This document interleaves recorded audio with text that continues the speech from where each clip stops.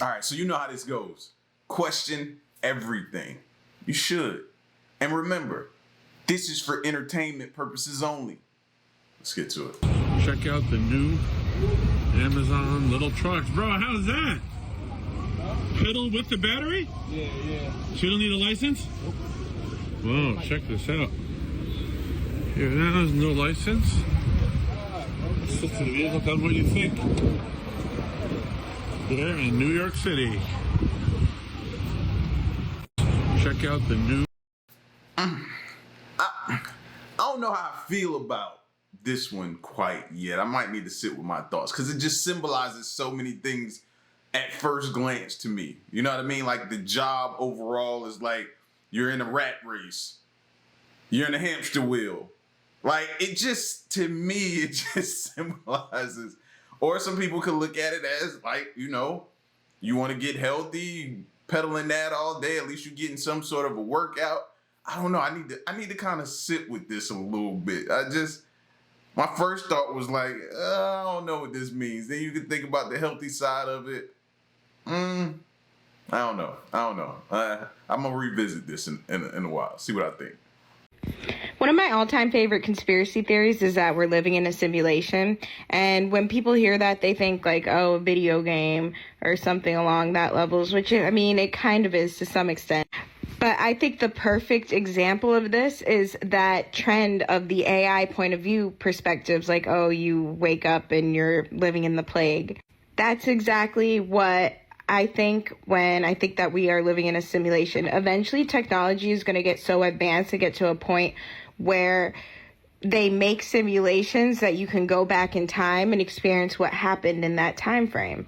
And that's exactly what we are experiencing. And those TikToks are a perfect point of view of that. It's just we are in the simulation, so we're not conscious, we're not aware of it, that we signed up. And again, don't ask me why I picked this timeline, why you picked this timeline, but we did. We decided, hey, let's go see how they're living in the 21st century. And we put on whatever it may be, whatever the VR is, and we're experiencing that. And I just love that this is a trend because we are in a simulation, and this is a prime example of it. And yeah, I just love to see it. And don't shoot the messenger. This is just a conspiracy theory, guys. Don't jump me. Like, I can never let that thought die. The thought of us being in a simulation. And I always can compare it and connect it to your dreams. Like when you go to sleep at night and you dream, that dream seems so real. And you can't tell otherwise until you wake up. That's the only time that you can tell that it was really, really a dream. But while you're in it, it's real to you. So that's why that thought of us being in a simulation can never die from me. Y'all, Spirit done made me make a tinfoil hat, but I want to talk to y'all about it seriously, right? So this whole daggone hysteria around this silly tone that played yesterday, and I'll get to that in a second. I started looking at how to block that signal from reaching my phone. And I saw someone say they put it in the microwave and that didn't work. And I thought, what the hell? So I tried wrapping it in foil. It took a lot of foil, but it did work to block the cell signal. And during this time, I'm thinking to myself, well, that's intended to pick up the signal. I wonder what's happening just to us when we're not guarded, how those signals are affecting us. Mind you, this weekend, oddly enough, I was super blasted and I saw Wi-Fi. Like I could visually see it in the air around us, right? So anyways, so I thought, let me try this as a channel. Let me just make one. And this is how Spirit wanted me to make it. It has copper on it because I had some copper tape. And then the blue tape because the blue is a very protecting color. Same reason why I'm still using this filter. Well, I put it on my head, you guys, being silly. I was super blasted, being silly. And I realized, oh, the energy is coming in much clearer. It like doesn't have any of this, I would have told you that the way that I was feeling Spirit before was clear because I didn't have this awareness. Now I can see how muddled it was. how kind of like covered it's been by other energy. Right? My channeling just felt so much more like I was in control. It felt clearer. It felt sharper. It felt smoother. And now I never want to take it off. I need to make one that I can sleep in, that somehow put elastic here so it will stay on my head. But if you are a channeler or you're a spiritualist and you hear noises all the time, you're getting way too much feedback, just try it. Now you do need to put a certain amount on it. And mine's has like right here, you see this? This is a crystal pack. Actually, let me go find one to show y'all. So this is what these look like. I have a bunch of these and they're filled with very healing crystals and a really kind of heavy duty copper. Like this is, so I put that at the crown, right? And I think the copper mixed with everything else, it's very powerful. Now onto the silly, you know what? Let me make a different video about the tone because I have something to say. Y'all I don't know. I just hope she's careful and don't go outside when it's thundering and lightning or something. I don't know. Sleeping in that's crazy. That's crazy. I don't know. But who am I? People call me crazy all the time, so who am I to say something's crazy? Maybe she did figure out something with the foil bonnet thing that she got on that she's created. Maybe she has. Maybe she has. No judgment over here. No judgment over here. Just be careful and be safe. That's all I say. This morning, that Pope Francis has suffered a prolonged respiratory crisis. Good afternoon, everyone. I'm Phil Lipoff. A new statement says the Pope remains in critical condition at the hospital as he receives treatment for pneumonia in both of his lungs. I want to get right to foreign correspondent Marcus Morlad in Vatican City for us. Also with us is ABC News medical contributor Dr. Alok Patel. Marcus, I want to begin with you. The Vatican says the Pope is, quote, not out of danger yet. What do they mean by that? Well, Phil, they are reiterating the fact that Pope Francis is a very fragile patient. He's 88 years old, and he is in the hospital now being treated for a very serious illness, pneumonia. And the updated statement that we received today from the Vatican does suggest a very concerning situation. As you just mentioned, the Pope remains in critical condition. And a statement that we really want to home in on this evening is the bit where they say that that his prognosis is reserved, that doctors remain reserved about his prognosis. So that gives you some sense of really how serious this is and how concerned they are. As we heard in the news conference yesterday, they said that he was not out of the woods yet, but that his condition was not life-threatening. And they offered details about what some of the doctors, how they were treating him. Well, now we have even perhaps more clarity, if you will, on again, how precarious the situation is. And Phil, we know that according to the statement that the Pope was having difficulty breathing today, so he did receive oxygen, or more oxygen from an oxygen mask, but he also had a blood transfusion.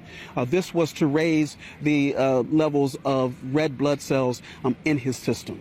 Phil. Yeah, and he's an 88-year-old man. So the change in tone from yesterday to today. Dr. Patel, just yesterday, as Marcus points out, the Pope's doctor said his condition was not life-threatening. They're now saying, they're not saying anything different, but they are now saying he's receiving oxygen, and as Marcus pointed out, blood transfusion. What does that tell you about how they're approaching his treatment? You know, Phil, what we can say without speculating is that this is why it's so important that we keep patients in the hospital and closely monitor for any clinical changes. Now, regarding the Pope, we've heard these terms thrown around regarding his lungs and any underlying conditions such as bronchitis, pneumonia, and now the specific phrase they used was an asthmatic respiratory crisis. And as mentioned, he needed a little bit of high flow oxygen. So that's oxygen that can be heated, humidified, and maybe delivered through a mask to support his lungs. This just goes to show you that how much those those pulmonary conditions can change day by day and why monitoring is so incredibly important.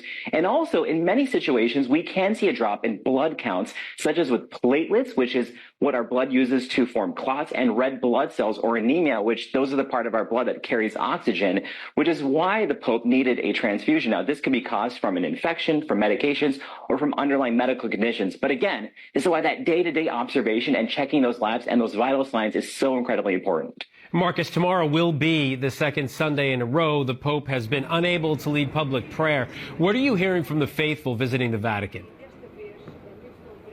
Well, people are very concerned, Phil, about his condition at the moment. We've talked to people who've passed by asking us questions. Concerned? It seems like people are already writing them off. Like, goodness gracious, the comments that I've been seeing, people are already like, they need to start, like, dang, man. Like, just how people treat people or the things they say, I'm just always just astounded by the fact that how just mean and just uncaring, and it just comes off as like you're non-human the way you respond to people. It's just sickening to see sometimes. About how he's doing, and certainly people are praying for the Pope, not only here in the Vatican, but all over the globe, 1.3 million Catholics. And so certainly the concern. Absolutely. I'm definitely praying for him, man. I want him to pull through. I do not pray on nobody's downfall. I don't understand how people can do that. Concern is high, and just like Dr. Patel was just mentioning, this does remain an unpredictable situation in a sense, and I think everyone is well aware of that. But they also know that Pope Francis is someone who likes to stay busy, and even in the midst of all of this, the Vatican has said that he's continued with his duties. In fact, he spent much of the day today in an armchair at the hospital. That's according to the Vatican. So while this does remain very serious and the days ahead could be challenging based on what we're hearing from the Vatican, people here are still hopeful that he will make a full recovery, Phil. All right, Marcus Moore from Vatican City and Dr. Alok Patel, thank you both. I'm going to give y'all understanding on Donald Trump and Elon Musk in less than 60 seconds. Okay, so first of all, the last administration stole a lot of money, and Elon Musk came up with DOGE. And what DOGE does is find where the money, it's basically an audit company. So Elon Musk is doing this for free. Trump hired Elon Musk on his staff, and Elon Musk built DOGE for free. Now, this is what I want to get y'all to understand about Trump and Elon. Trump and Elon Musk are billionaires. They don't need our money. They don't want our money. They used to having money. It's the people from the last administration that wasn't used to having money. So we in good hands, man. We with some bosses. I was a Trump supporter. You know, when he talks about government waste and all that, yes, I'm behind it. I believe there is a lot of stuff in the government that needs fixing. And that's part of the reason why I actually wanted to work for the government, actually, to help change the things that are wrong in the world, you know? And I thought that someone with like his business acumen would have come in with a fine-tooth comb and actually found it, instead of coming in with a wrecking ball and destroying people's lives for no reason. I always knew I wanted to work for the IRS. This was my dream job. Today was day one of Elizabeth Caron's job search. The 22. That's interesting to hear, mind y'all. I was just processing that. I've never heard anybody say that. That was my lifelong dream, to work for the IRS. Like, you realize a lot of people look at you as like Thanos or villain or something in that nature, right? A lot of people do. For you to say you want to take on that responsibility and that job, it's like, whoo, brave soul right there, brave soul. 22-year-old from New Orleans was let go yesterday after just 6 months at the IRS, where she worked as an auditor on high-income tax returns. We were already really needing more employees to handle the cases that we already had. CBS News obtained an email that was sent to IRS workers this week. It said those being fired were newer probationary employees who were not deemed as critical to filing season. I always knew I wanted to work for the IRS. This was my dream job. The DOJ may be releasing the list of Jeffrey Epstein's clients. Will that really happen? It's sitting on my desk right now to review. That's been a directive by President Trump. I'm reviewing that. I'm reviewing JFK files, MLK files. That's all in the process of being reviewed because that was done at the directive of the president from all of these agencies. So have you seen anything that you said, oh my gosh? Not yet. Okay. Well, we'll check back with you. That's interesting, and that can create a lot of conspiracy theories because, like, why it hasn't been released yet? You're reviewing it now. People can look at that and say, okay, are you reviewing it and removing names off of the list? Like, what's happening? Why not just be completely transparent and put it out there, the list out there, and then go from there and do whatever y'all gonna do with the list? But the fact that you're reviewing it and different things like that, it looks a certain way. The optics of that looks a certain way. That's all I'm saying. So your favorite celebrities might want to move to another country after this. Pam Bondi just said that Epstein list that we've all been waiting to see is about to get released. Now this comes on the hill after Kash Patel was hired. And let's just say this. You know that there's a lot of names on that Epstein list. A lot of names that they don't want out there. But guess what? They're about to release those names. We're definitely on the truth countdown.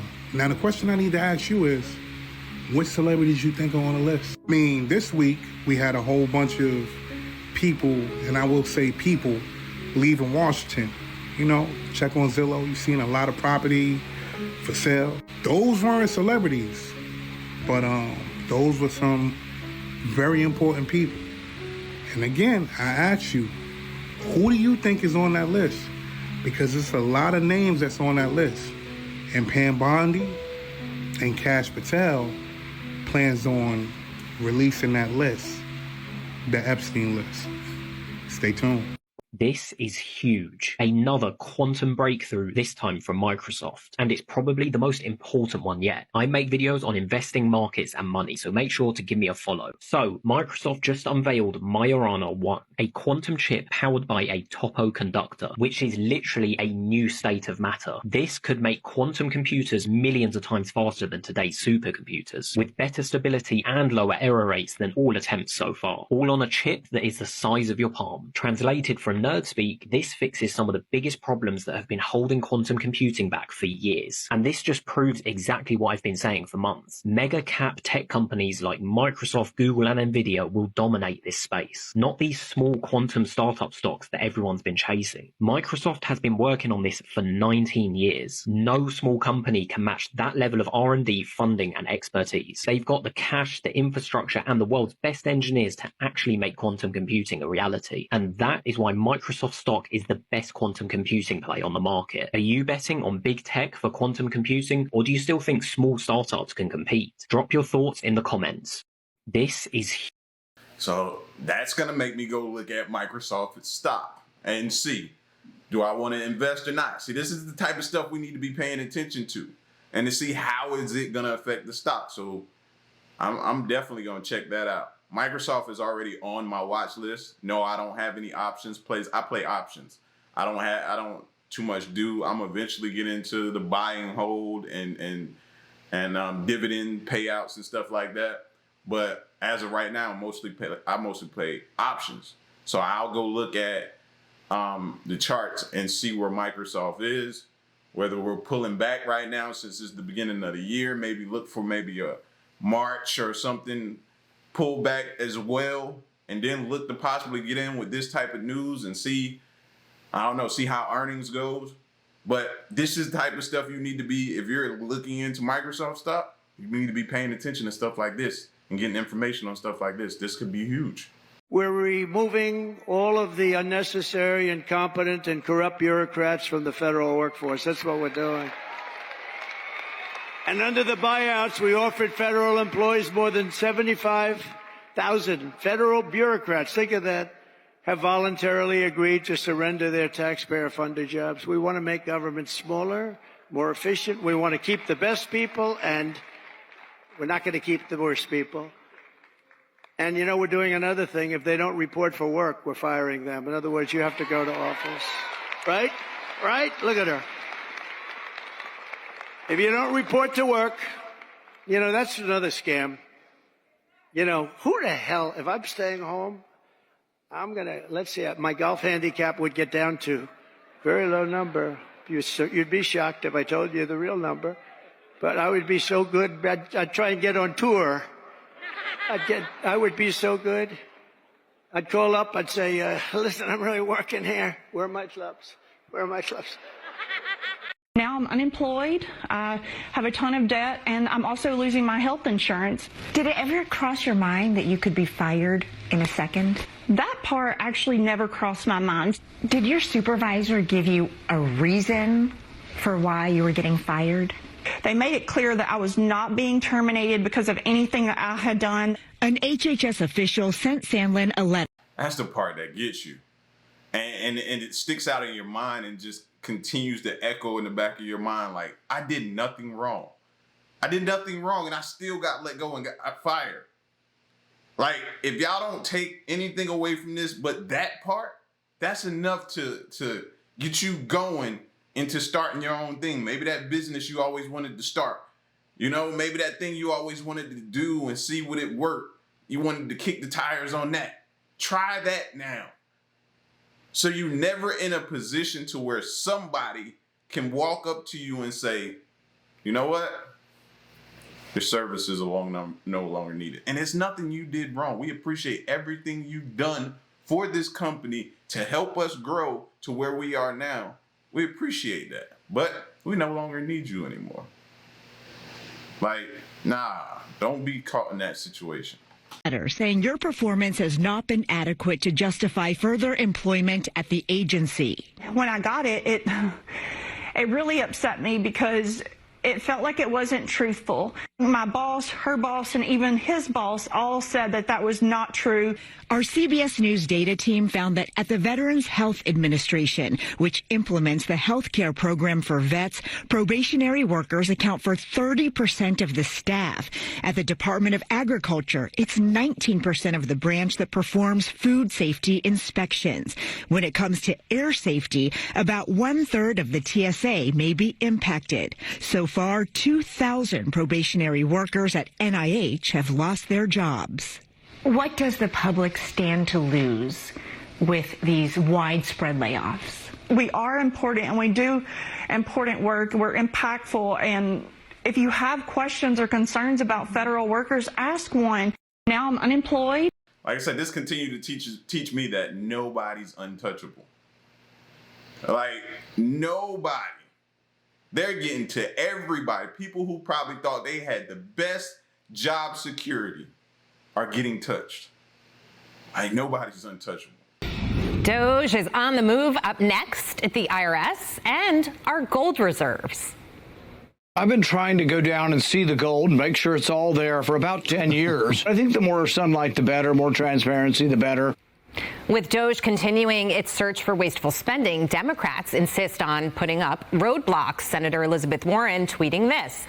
Good news. After we raised the alarm, DOGE has been blocked from accessing sensitive Department of Education data. Your social security number, income data, and personal information are safe for now. We will keep fighting back. But Utah Senator Mike. Man, our stuff ain't safe. Man, China got our stuff. Like, a lot of different places got our stuff. Like, I don't understand what you mean by our stuff is safe. Whatever these apps are we using, they selling our stuff. Lee just was not having it. He responded, you literally passed a law giving IRS visibility into Venmo payments, and now you're all about privacy, but only for DOGE because it's trying to weed out waste, fraud, and abuse of taxpayer funds. And are the vampires living amongst us? Because Elon Musk, taking a peek into Social Security, apparently over 20 million recipients are listed as being above the age of 100. with one being listed between the ages of 360 and 369 years old. I would like to eat what that person is eating. Now, a judge is ordering an extension on the temporary block of Musk's access to the government efficiency department. I guess musician Sheryl Crow would be happy with all of these roadblocks because the Grammy winner, she sold her Tesla. She donated the money to NPR in protest of Elon Musk. I'm sure that's the best use of her money. Welcome to the second hour of The Big Money Show. I'm Jackie DeAngelis, and I'm joined by my co-hosts Taylor Riggs, Dagan McDowell, Jeff Flock, in for Brian Brunberg, and O'Leary Ventures Chairman Kevin O'Leary is sticking around for another jam-packed hour. We're going to begin on Capitol Hill with the latest DOGE moves. Hillary Vaughn has them for us. Hi, Hillary. Hi, Jackie. Well, there is a concern that DOGE is getting access to sensitive information at the IRS, but this is something that people at the IRS have access to every single day to do their job. So the people who are protesting are really mad that DOGE is the one who's getting to look under the hood. The White House has insisted that anyone viewing anything sensitive or classified or private has the clearance and appropriate approval to do so. A White House official says that direct access to what's called the Integrated Data Retrieval System, which includes visual access to taxpayer accounts, is needed to audit the IRS, something the IRS workers do every day to Americans. The IRS is also not immune from downsizing. AP reports they will lay off thousands of IRS workers who have been in the probation period of their employment, with cuts happening as soon as next week. People work very hard to pay their taxes every single day. They're hurting. They see wasteful government spending. We need to have government in the sunshine. We need to have spending in the sunshine. In addition to finding fraud, DOGE is discovering lost taxpayer cash. DOGE helping the Department of Housing and Urban Development relocate $1.9 billion that had gone missing under Biden. That's nearly $2 billion that they say the Treasury can now use for other things. DOGE has also been digging into Social Security. Elon Musk estimating there are about 60 million more Social Security numbers issued than there are Americans, saying, quote, there are far more eligible Social Security numbers than there are citizens in the USA. This might be the biggest fraud in history, but Democrats say DOGE is exaggerating all this fraud they're finding. These are by and large performative theatric measures. They'll pick these one-off cases and they'll say this is broad policy. This is what an entire department or agency does or represents, and it's just not true. Musk also found that there's over 4 million people in the Social Security database who have an age over 140 years old. The oldest. There's that list again. Ages 360 to 369, 1. 240 to 249, 1. 220 to 229, 1,000. 210 to 219, 866, 200 to 209, 879, 190 to 199, 448. Lost my place. But anyway, these numbers is just, and it just takes me back to those videos I used to react to that tells you about the oldest people living. And it wasn't that many, over like 110 or something like that. But you're looking now, 110 to 119 is 3,627,007. Wow. The oldest person alive right now in the world is 116 years old. So this is either a smoking gun for fraud, or as Elon Musk joked, vampires could be real. Jackie? They just might be. Hillary Vaughn, thank you so much. Meantime, there's more money set to come back to taxpayers across this country, but how soon until the left starts screaming about the D.C. housing market and unemployment numbers that are spiking? The median home value dropped 20% since November, and unemployment in D.C. for the week ending February 8th, the jobless filings were up 36% from the week prior. One more thing I thought was really interesting. The Kobayashi letter says 8,000 homes were listed for sale in Washington, D.C. and the metro area. Almost half of them have been put on the market in the last 30 days alone. So while the Democrats are melting down, and they can keep crying and cursing and holding rallies, but as Charles Payne said in the previous hour, they're not listening. You've also got a swamp that's being drained, and these numbers are evidence of that. You're new in this hour, Jeff. What's your reaction? Well, it's kind of an indication about how things have changed. You know, I'm old enough to remember something called the Golden Fleece Award, which a Democrat senator from Wisconsin named William Proxmire started in 1975.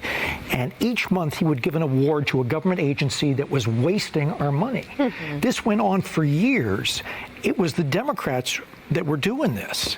And now I guess it's a couple of generations later, right? Now it's the Republicans that are taking the lead on it. And, you know, I think arguably our government could have used a little bit of a shake-up. I don't know, you don't want to shake it too hard, but a shake-up. Yeah, oh, you do? Oh, I know. Dagan wants to. Yes. I want to, well, Kevin, shake it until it doesn't feel good. I remember the Fleece Awards. However, they didn't have social media in those days. Right.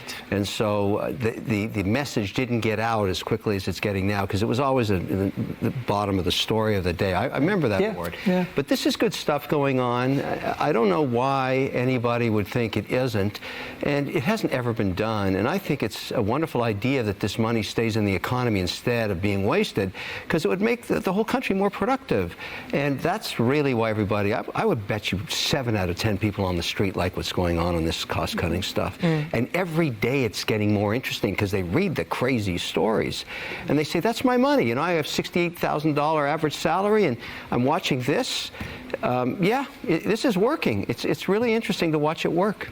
In honor of Kevin O'Leary, because I know he's all about permitting reform, I think, Jackie, for me, DOGE goes a little bit step deeper. I think I love cutting the waste, fraud, and abuse, cutting the money, slashing jobs. But I think the next layer is going to have to be government working around red tape, because we all remember, and this is from the New York Times this morning, where they say passing a law is all great, but then you have companies are involved, agencies, you're applying for permits. How do you meet regulatory standards for construction, blah, blah, blah.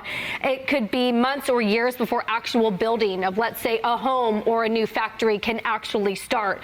You guys all remember more than 2 years after Congress enacted the $5 billion EV charging stations, there's just 2, Ohio and New York, that have actually opened any. And in 3 years, only a number, dozens, have actually opened. That's well below the hundreds that they promised us. So I love DOGE and the cost cutting, but I also eventually want to see, how do we deal with the red tape? Keeping things safe with the permitting, but cutting the crap that takes years and years to go through to get anything done. That $5 billion program specifically ran through the Department of Transportation, called the NEVI program. Only about, it's less than $700 million was sent out to the states. Sean Duffy sent out a memo saying we're putting a stop to this, so no more money goes out, and that any approvals that the states had submitted to the Department of Transportation, he has put the kibosh on them and said whatever approvals you submitted, we're putting pause on that. But you will hear, for example, Senator Tim Kaine talking about this is a war on veterans and the VA is slashing jobs. Be very careful, because the caterwauling and the shrieking, particularly by lawmakers who live in the kind of greater D.C. area, Charlie Hurt said this Friday, they're very concerned about those constituents losing their lunch money, so to speak, because 1,000 jobs, probationary jobs, were eliminated last week at the VA. That is 0.2% of the VA's 450,000. Now that bothers me. Don't say that. But that's still a person losing their job. When you bring the percentages into it, that's when I exit stage left, because you have the audacity to sit on your platform and say that this is only a small percentage of the actual jobs. Still, that's an actual person losing their job, not knowing how they're going to continue on or what's next in their lives, who has a family to feed. So, don't hit me with the percentages when it comes to jobs, bro. 1,000 people who work there. And it is only 2% of the total probationary number of employees. This every bureaucrat is sacred is absolute hog manure. And that is how we got into this situation that we're in now, where we have government so bloated and dysfunctional that it's just a complete waste of not only time, but our hard-earned money. Absolutely. Don't get me wrong. You know what I mean? The corruption, continue to expose it. But the people that are probationary, 9 times out of 10, a probationary person is a person that needs that job. They finally found the job probably after hunting for I don't know how long, many months or years trying to find the job. They finally landed one, been there for a good been there a little minute, might be almost done their probationary period. Like the previous girl said in the other video, did nothing wrong, did their job right, just to be fired. Like, that's tough. That's tough. So I just hate that we diminish or downplay the fact that somebody is losing their job is just a small percentage and that shouldn't mean anything. No, that still means something significantly.